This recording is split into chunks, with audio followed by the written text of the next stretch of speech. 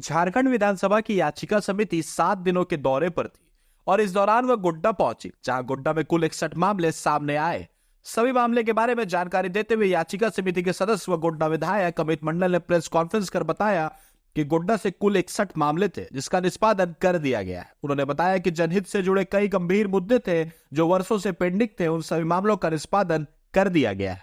झारखंड विधानसभा की अध्यक्षता में चलती है और समिति 7 दिवसीय दौरे पे थी, जहां पर गोड्डा में हम लोगों ने कुल 61 याचिका का निष्पादन किया, जिसमें से कुछ याचिकाएं पेंडिंग रह गई है। जो संबंधित पदाधिकारी हैं उनकी उपलब्धता नहीं हो पाई थी कल, और उसको हम लोग विभागीय स्तर पर रांची में देखेंगे। रेस्ट हम लोगों ने सारे याचिकाओं का निष्पादन कर दिया है और याचिका समिति एक पावरफुल समिति है, जिनके मैं भी एक सदस्य हूँ। डॉक्टर नीरा यादव जी सदस्य हैं, लंबोदर महतो जी सदस्य हैं, जोसेफ गलिस्टिन साहब सदस्य हैं और अध्यक्षता इनकी हमारे माननीय अध्यक्ष कर रहे हैं। अब क्योंकि झारखंड में संवैधानिक क्राइसिस आ गया था, तो ये समिति को आगे देवघर जाना था और देवघर के बाद गिरिडीह और कोडरमा जाना था। तो आज हम लोग गोड्डा से इस समिति को स्थगित कर रहे हैं और उसके बाद सरकार की फॉर्मेशन होगी, उसके बाद ये समिति कंटिन्यू आगे चलेगी। कल जो हम लोगों ने मामले यहाँ पर निष्पादित किए हैं, जनहित से जुड़े हुए कई गंभीर मुद्दे हैं जो वर्षों से पेंडिंग थे। और याचिका समिति, जैसा आप जानते हैं कि कोई भी आम आदमी याचिका दे सकता है समिति को, और याचिका समिति के द्वारा एक्सेप्ट होने के बाद विभागीय स्तर पर कार्रवाई की हम लोग प्रक्रिया प्रारंभ कर देते हैं। आपको याद होगा, इसी क्रम में फूलो झानो जो आजीविका स्वयं सहायता समूह थे, जिन्होंने 1.5 करोड़ का पोशाक यहाँ पर वितरण किया था, और 1.5 करोड़ का पोशाक वितरण के बाद उनका अपरिह कारण से उनका पेमेंट रोक दिया गया था। कारण क्या थी, मैं उन सब चीज़ों में नहीं जाऊँगा, लेकिन उनके पास जो है लोन का बकाया इतना बढ़ गया था कि उन लोगों के पास जीने मरने का सवाल हो रहा था। याचिका समिति के समक्ष उन्होंने अपना आवेदन दिया था और पिटीशन दिया था, और पिटीशन पे गहनतापूर्वक हम लोगों ने जाँच किया। इसके क्रम में हम लोगों ने के रवि कुमार जो हमारे सेक्रेटरी या मुख्य सचिव तक बात को समिति ने पहुंचाया।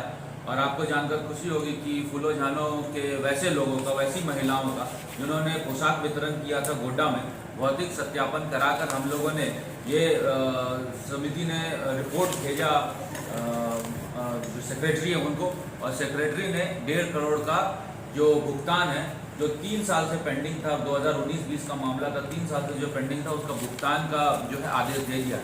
और जैसे ही जिले को 1.5 करोड़ की राशि प्राप्त हो जाएगी, तो आजीविका समूह की बहनों को ये 1.5 करोड़ का भुगतान कर दिया जाएगा। आप उनकी मनोस्थिति समझ सकते हैं। लोन लेकर उन्होंने काम किया था और लोन का इंटरेस्ट देते देते उन लोगों की जो स्थिति और दयनीय हो गई थी। तो एक अच्छा पहल जो है समिति के द्वारा हुआ, और मैं बधाई दूंगा वैसी महिलाओं को, जिन्होंने संघर्ष के साथ लगातार सरकार के संज्ञान में चीज़ों को लाया और अंततः जीत उन महिलाओं की। इसके साथ साथ जो इंफ्रास्ट्रक्चर से जुड़े हुए मामले हैं, उसका समिति ने निष्पादन किया है। आपको याद होगा कि गोड्डा विधानसभा के अंतर्गत वीर कुंवर सिंह चौक से चांदनी चौक की जो सड़क थी वो अत्यंत जर्जर थी। उस पर मुझे लगता है कि वर्षों तक कोई काम नहीं हुआ था। याचिका समिति के समक्ष ये समस्या आई थी, अवगत कराया गया था, और समिति ने फिर मुख्य सचिव और सचिव पथ निर्माण को पत्राचार किया था, और उसी का ये परिणाम है कि वो अंततः उसकी स्वीकृति भी हो गई, और स्वीकृति के बाद काम भी उस रोड पर चालू हो गया।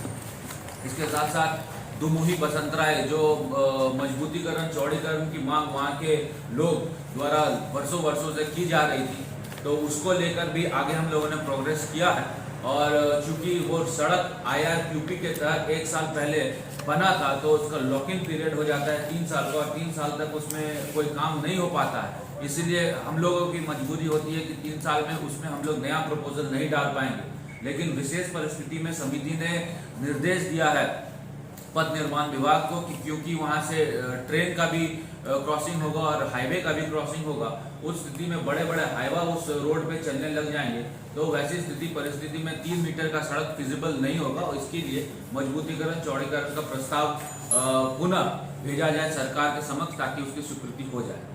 मुझे लगता है कि 3-4 महीने में सब चीज़ अगर ठीक रहा और सरकार में स्टेबिलिटी रहा, तो 3-4-6 महीने में इसके आगे हम लोग अग्रतर कार्रवाई करने का हम लोग को लगता है कि मौका मिल पाएगा और इसमें काम होगा।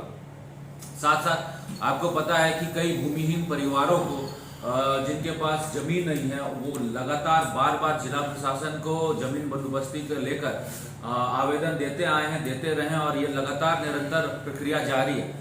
समिति के समक्ष दो ऐसे मुद्दे आए हैं। एक बिसाहा में लैया टोला है, वहां पे भूमिहीन परिवारों ने कहा है कि हम लोगों को जमीन बंदोबस्ती की जानी चाहिए। उनका पिटीशन हमारे पास आया है और आपको जानकर खुशी होगा कि समिति के इंटरफेरेंस के बाद 7 लोगों को वहां पे जमीन बंदोबस्ती हुई है। रेस्ट 20 परिवार अभी भी बचे हुए हैं जिनका जमीन बंदोबस्ती होना है। तो अंचलाधिकारी के रिपोर्ट के बाद हम वैसे परिवारों को भी जमीन देने के क्रम में अग्रतर कार्रवाई करने के सफलता प्राप्त करेंगे, ऐसी मेरी कामना है।